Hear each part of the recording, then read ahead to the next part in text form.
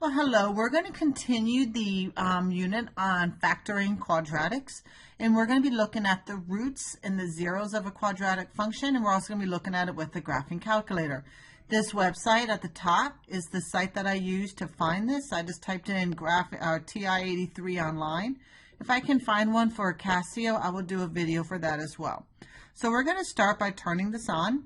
The on button is down here at the bottom. And then we're going to do y equals.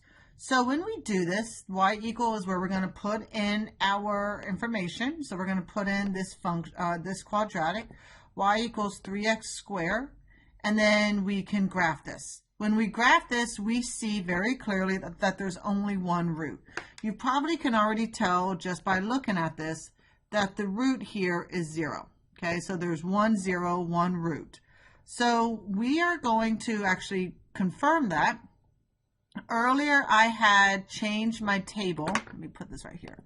I had changed my table to say that it goes to the -3 on the y value. The reason is I had also changed my window so that all of these were a little bit closer to the origin. For some of these you can do that. You have some functions that you need to have it further out, but you can change the way that your graph looks on the screen by using window. So when I look at this graph, and then I'm going to look at the table, second graph, where I have y value of 0, this is my x-intercept.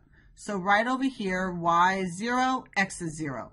And when I check this, when I just put this in, if I say 0 equals 3 times 0 squared, I will get 0 equals, well, 0 squared is 0. Anything times 0 is 0. So yes, that checks. Now let's move on to the second one. And this one is a little bit more complicated only because of how the graph is going to look like. So I put this in, and then I'm going to press graph. And then looking at this again, we already know that our window, the values go by 1, and we have from -5 to 5 on both the x and the y. So this one, you can tell by looking at it, it's either -1 or very close. This value here is not an integer, so we're going to need to look at this.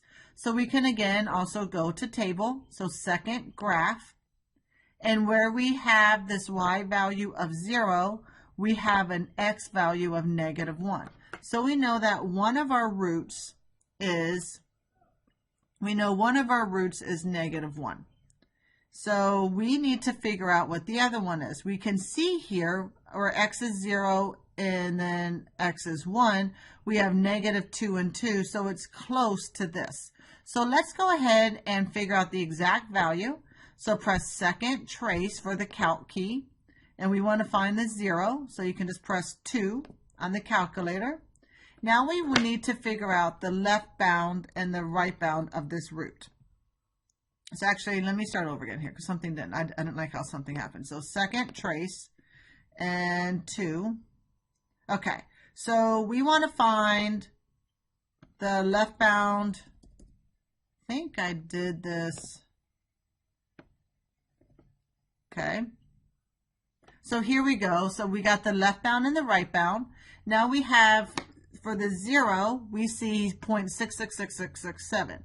You know from other math that that is the same thing as 2/3. So our roots here are -1 and 2/3. Always write the smallest one first.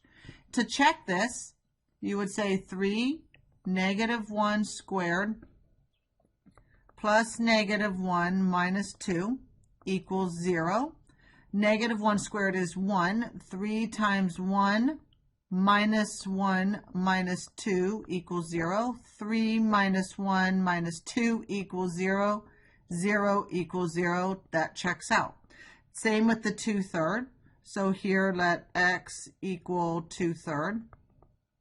And you get 3 times 2/3 squared plus 2/3 minus 2.